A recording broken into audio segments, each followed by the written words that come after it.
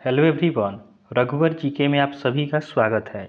आज हम लोग पर्यावरण एवं शिक्षा शास्त्र के फर्स्ट पार्ट को देखेंगे, जो आपके सीटेट के एग्ज़ाम के दृष्टिकोण से काफ़ी इम्पोर्टेंट है। आपके एग्ज़ाम में 50% से अधिक क्वेश्चन आपका पेडागोजी को आता है, इसलिए आपके लिए प्रत्येक वीडियो काफ़ी इम्पोर्टेंट रहने वाला है। तो आप वीडियो को अंत तक देखें और वीडियो पसंद आए तो चैनल को सब्सक्राइब जरूर करें।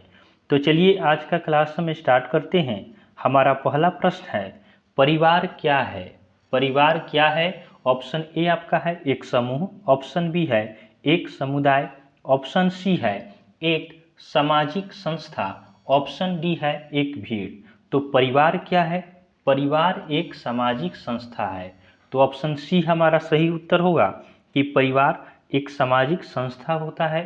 चलिए अगले प्रश्न को देखते हैं। हमारा अगला प्रश्न है, समाजशास्त्रियों के अनुसार परिवार में परिवार में कौन कौन होते हैं? तो ऑप्शन ए आपका है पति पत्नी और बच्चों का होना अनिवार्य है, ऑप्शन बी है माता पिता और पति पत्नी का होना अनिवार्य है, ऑप्शन सी है माता पिता और बच्चों का होना अनिवार्य है, ऑप्शन डी है उपरोक्त सभी। तो इस प्रश्न का सही उत्तर होगा ऑप्शन ए कि एक परिवार में पति पत्नी और बच्चों का होना अनिवार्य होता है। चलिए अगले प्रश्न को देखते हैं। हमारा अगला प्रश्न है, सामाजिक जीवन की प्रारंभिक पाठशाला किसे कहा जाता है? सामाजिक जीवन की प्रारंभिक पाठशाला किसे कहा जाता है? ऑप्शन ए आपका है परिवार, ऑप्शन बी है गांव, ऑप्शन सी है विद्यालय, ऑप्शन डी है इनमें से कोई नहीं। तो सामाजिक जीवन की प्रारंभिक पाठशाला आपका परिवार होता है। ऑप्शन ए हमारा सही उत्तर होगा कि सामाजिक जीवन की प्रारंभिक पाठशाला क्या है? परिवार है। हम अपना शिक्षा कहाँ से शुरू करते हैं? अपने परिवार से हम अपना शिक्षा प्रारंभ करते हैं, इसलिए प्रारंभिक पाठशाला परिवार को कहा गया है। हमारा अगला प्रश्न है, किसने परिवार के कार्यों का वर्गीकरण आवश्यक एवं अनावश्यक रूप में किया? किसने परिवार के कार्यों का वर्गीकरण आवश्यक एवं अनावश्यक रूप में किया? तो इस प्रश्न का सही उत्तर होगा ऑप्शन ए मैकाइवर। तो मैकाइवर ने आपका परिवार के कार्यों का वर्गीकरण आवश्यक एवं अनावश्यक रूप में किया है। चलिए अगले प्रश्न को देखते हैं। हमारा अगला प्रश्न है, परिवार के मुख्य शारीरिक कार्य हैं।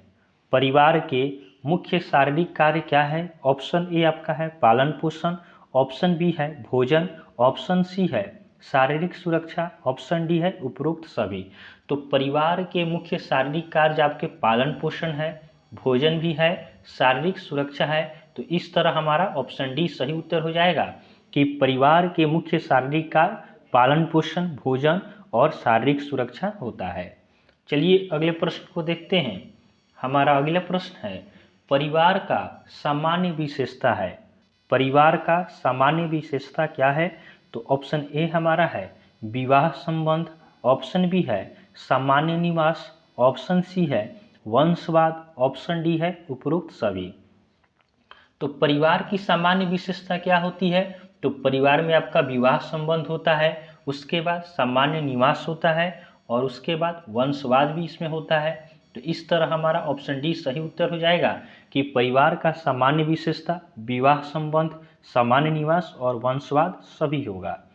हमारा अगला प्रश्न है, निम्नलिखित में से कौन सा संयुक्त परिवार का एक गुण नहीं है? इसमें हमें बताना है कि इनमें से कौन सा संयुक्त परिवार का एक गुण नहीं है। ऑप्शन ए आपका है आलस्य का अभाव, ऑप्शन बी है कृषि व्यवस्था के लिए उपयुक्त, ऑप्शन सी है श्रम विभाजन की सुविधा, ऑप्शन डी है इनमें से कोई नहीं। तो इसका सही उत्तर होगा ऑप्शन ए आलस्य का अभाव। तो आपका आलस्य का अभाव संयुक्त परिवार का एक गुण नहीं है। ऑप्शन ए हमारा सही उत्तर होगा। चलिए अगले प्रश्न को देखते हैं। हमारा अगला प्रश्न है, एकल परिवार के तीव्र प्रचलन के लिए क्या उत्तरदायी है? एकल परिवार के तीव्र प्रचलन के लिए क्या उत्तरदायी है? आजकल आप लोग देख रहे होंगे कि क्या होता है, परिवार आजकल एकल ही हो रहा है। परिवार में आपका संगठन नहीं है, आज का परिवार सब कोई अलग अलग रहना चाहता है। तो इसका कारण क्या है? तो ऑप्शन ए आपका है महंगाई, ऑप्शन बी है जनसंख्या, ऑप्शन सी है कलह की संभावना, ऑप्शन डी है उपरोक्त सभी। तो यह आपका परिवार का अलग अलग रहना इसका उत्तरदायी है, महंगाई का भी उत्तरदायी है, जनसंख्या का भी उत्तरदायी है, कलह की संभावना भी होती है। तो ऑप्शन डी हमारा सही उत्तर हो जाएगा कि एकल परिवार के तीव्र प्रचलन के लिए यह सभी आपका उत्तरदायी है। हमारा अगला प्रश्न है भारतीय परिवार का स्वरूप है। भारतीय परिवार का स्वरूप कैसा है?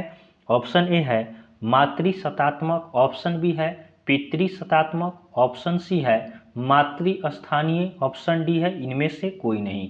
तो भारतीय परिवार का स्वरूप कैसा होता है? तो भारतीय परिवार में आपका पिता क्या होते हैं? पिता घर के प्रमुख होते हैं। तो ऑप्शन बी हमारा सही उत्तर होगा कि भारतीय परिवार का स्वरूप पितृसत्तात्मक है, अर्थात एक घर के मालिक, घर का सत्ता कौन चलाते हैं? तो घर के सत्ता आपका पिता चलाते हैं, इसलिए भारतीय परिवार का स्वरूप पितृसत्तात्मक है। चलिए अगले प्रश्न को देखते हैं। हमारा अगला प्रश्न है निम्नलिखित में से कौन सा परिवार समरक्त संबंधी परिवार का उदाहरण है? इसमें हमें बताना है कि निम्नलिखित में से कौन सा परिवार समरक्त संबंधी परिवार का उदाहरण है। तो ऑप्शन ए है एकल परिवार, तो एकल परिवार आपका नहीं होगा। ऑप्शन बी है वैवाहिक परिवार, तो वैवाहिक परिवार भी नहीं होगा। ऑप्शन सी है संयुक्त परिवार, ऑप्शन डी है उपरोक्त सभी। तो ऑप्शन सी हमारा सही उत्तर होगा कि निम्नलिखित में से कौन सा परिवार समरक्त संबंधी परिवार का उदाहरण है। तो संयुक्त परिवार क्या होता है? आपका समरक्त संबंध परिवार का उदाहरण है। चलिए अगले प्रश्न को देखते हैं। हमारा अगला प्रश्न है किस प्रकार के परिवार में विवाहित युगल स्त्री के परिवार के साथ निवास करते हैं? हमें बताना है कि किस प्रकार के परिवार में विवाहित युगल, तो जो आपके विवाहित युगल होते हैं वे स्त्री के परिवार के साथ निवास करते हैं। तो ऑप्शन ए है पितृस्थान, ऑप्शन बी है मातृस्थान, ऑप्शन सी है वैवाहिक, ऑप्शन डी है एकल। तो इसका सही उत्तर होगा ऑप्शन बी मातृस्थान। तो आपका निम्न में से किस प्रकार के परिवार में विवाहित युगल स्त्री के परिवार के साथ निवास करते हैं? तो मातृस्थान आपका विवाहित युगल स्त्री के परिवार के साथ निवास करते हैं। हमारा अगला प्रश्न है निम्नलिखित में से किस परिवार को अभिविन्यास परिवार भी कहा जाता है? इसमें हमें बताना है कि किस परिवार को अभिविन्यास परिवार भी कहा जाता है।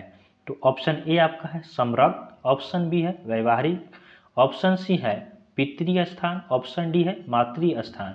तो अभिविन्यास परिवार समरक्त परिवार को कहा जाता है। तो ऑप्शन ए हमारा सही उत्तर होगा कि अभिविन्यास परिवार किसको कहा जाता है? तो समरक्त परिवार को आपका अभिविन्यास परिवार भी कहा जाता है। चलिए अगले प्रश्न की ओर बढ़ते हैं। हमारा अगला प्रश्न है समरक्त संबंध का उदाहरण किस प्रकार के परिवार में परिलक्षित होता है? समरक्त संबंध का उदाहरण किस प्रकार के परिवार में परिलक्षित होता है? ऑप्शन ए है एकल, ऑप्शन बी है संयुक्त, ऑप्शन सी है ए और बी दोनों, ऑप्शन डी है इनमें से कोई नहीं। तो समरक्त संबंध का उदाहरण आपका एकल और संयुक्त दोनों प्रकार के परिवार में परिलक्षित होता है। तो ऑप्शन सी हमारा सही उत्तर होगा कि ए और बी दोनों इसका सही उत्तर है कि समरक्त संबंध का उदाहरण एकल और संयुक्त दोनों प्रकार के परिवार में परिलक्षित होता है। हमारा अगला प्रश्न है बालकों का समाजीकरण सर्वप्रथम किसके द्वारा होता है? बालकों का समाजीकरण सर्वप्रथम किसके द्वारा होता है? तो बालकों का समाजीकरण सबसे पहले किसके द्वारा होता है? परिवार के द्वारा, मित्र के द्वारा, शिक्षा के द्वारा या रिश्तेदारों के द्वारा। तो बालकों का समाजीकरण सबसे पहले आपका परिवार के द्वारा होता है।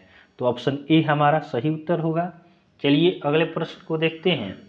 हमारा अगला प्रश्न है निम्नलिखित में से कौन सी मित्रता सर्वोत्तम है? इसमें हमें बताना है कि कौन सी मित्रता सर्वोत्तम होता है। ऑप्शन ए हमारा है आनंद की मित्रता, तो यह हमारा नहीं हो सकता है, आनंद की मित्रता सर्वोत्तम नहीं होता है। ऑप्शन बी है उपयोगिता की मित्रता, तो उपयोगिता की मित्रता भी आपका क्या होता है? सर्वोत्तम मित्रता नहीं है। ऑप्शन सी है अच्छाई की मित्रता, तो यह हमारा सही उत्तर हो जाएगा कि अच्छाई की मित्रता क्या है? सर्वोत्तम मित्रता है। चलिए अगले प्रश्न को देखते हैं। हमारा अगला प्रश्न है रिश्ते का क्या आधार होता है? रिश्ते का आधार क्या होता है? रक्त होता है या विवाह होता है, भावनाएं होता है या उपरोक्त सभी। तो रिश्ते का आधार आपका रक्त भी हो सकता है, विवाह भी हो सकता है, भावना भी हो सकता है। तो ऑप्शन डी हमारा सही उत्तर होगा कि इनमें से सभी क्या है? सभी सही है कि रिश्ते का आधार आपका रक्त होता है, उसके बाद विवाह होता है, भावनाएं होता है, यह सभी क्या होता है? रिश्ते का आधार होता है। हमारा अगला प्रश्न है, समरक्त संबंध में संबंध का आधार क्या है? समरक्त संबंध में संबंध का आधार क्या है? ऑप्शन ए है रक्त, ऑप्शन बी है विवाह, ऑप्शन सी है ए और बी दोनों, ऑप्शन डी है इनमें से कोई नहीं। तो समरक्त संबंध में संबंध का आधार आपका रक्त होता है। समरक्त संबंध अर्थात ब्लड रिलेशन जिससे हो उसे क्या कहते हैं? समरक्त संबंध कहते हैं। चलिए अगले प्रश्न को देखते हैं। हमारा अगला प्रश्न है, खेलकूद भावनात्मक रूप से कमजोर बच्चों के लिए क्या कार्य करता है? खेलकूद भावनात्मक रूप से कमजोर बच्चों के लिए क्या कार्य करता है? ऑप्शन ए है रचनात्मक प्रवृत्तियां, ऑप्शन बी है कल्पना शक्ति, ऑप्शन सी है थेरेपी, ऑप्शन डी है उपरोक्त सभी। तो इस प्रश्न का सही उत्तर होगा ऑप्शन सी थेरेपी। तो खेलकूद भावनात्मक रूप से कमजोर बच्चों के लिए एक थेरेपी का काम करता है, अर्थात एक मेडिसिन का काम करता है, इलाज का काम करता है। खेलकूद से क्या होता है? बच्चों के मानसिक विकास होता है, इसीलिए खेलकूद क्या है? आवश्यक है। ऑप्शन सी हमारा सही उत्तर होगा। हमारा अगला प्रश्न है, खेलकूद बच्चों के डैश विकास में सहायक होता है? खेलकूद बच्चों के किस विकास में सहायक होता है? ऑप्शन ए हमारा है ज्ञानात्मक, ऑप्शन बी है सामाजिक, ऑप्शन सी है शारीरिक, ऑप्शन डी है उपरोक्त सभी। तो खेलकूद बच्चों के ज्ञानात्मक, सामाजिक, शारीरिक इन सभी रूप में क्या करता है? बच्चों को मदद करता है। तो ऑप्शन डी हमारा सही उत्तर होगा कि खेलकूद बच्चों के ज्ञानात्मक, सामाजिक, शारीरिक विकास में सहायक होता है। चलिए अगले प्रश्न को देखते हैं।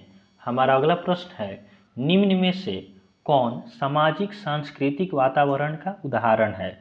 इसमें हमें बताना है कि निम्न में से कौन सामाजिक सांस्कृतिक वातावरण का उदाहरण है। ऑप्शन ए है जल, ऑप्शन बी है स्मारक, ऑप्शन सी है समुदाय, ऑप्शन डी है जंगल। तो निम्न में से कौन सा सामाजिक सांस्कृतिक वातावरण का उदाहरण? तो सामाजिक सांस्कृतिक वातावरण का उदाहरण आपका समुदाय होता है। तो ऑप्शन सी हमारा सही उत्तर होगा कि सामाजिक सांस्कृतिक वातावरण का उदाहरण क्या है? तो समाज में रहना अर्थात समुदाय होगा। ऑप्शन सी हमारा सही उत्तर है। चलिए अगले प्रश्न को देखते हैं। हमारा अगला प्रश्न है, सजीवों को 5 जगतों में किसने विभाजित किया था? हमें बताना है कि सजीव अर्थात लिविंग बींग्स को 5 जगत में किसने विभाजित किया? तो इसका सही उत्तर होगा ऑप्शन सी R.H. व्हिटेकर। तो R.H. व्हिटेकर ने सजीवों को 5 जगत में विभाजित किया। हमारा अगला प्रश्न है, निम्नलिखित में से एक वृक्ष नहीं है, इसमें हमें बताना है कि कौन एक वृक्ष नहीं है। ऑप्शन ए हमारा है पीपल, ऑप्शन बी है सुंदरी, ऑप्शन सी है कीकर, ऑप्शन डी है केला।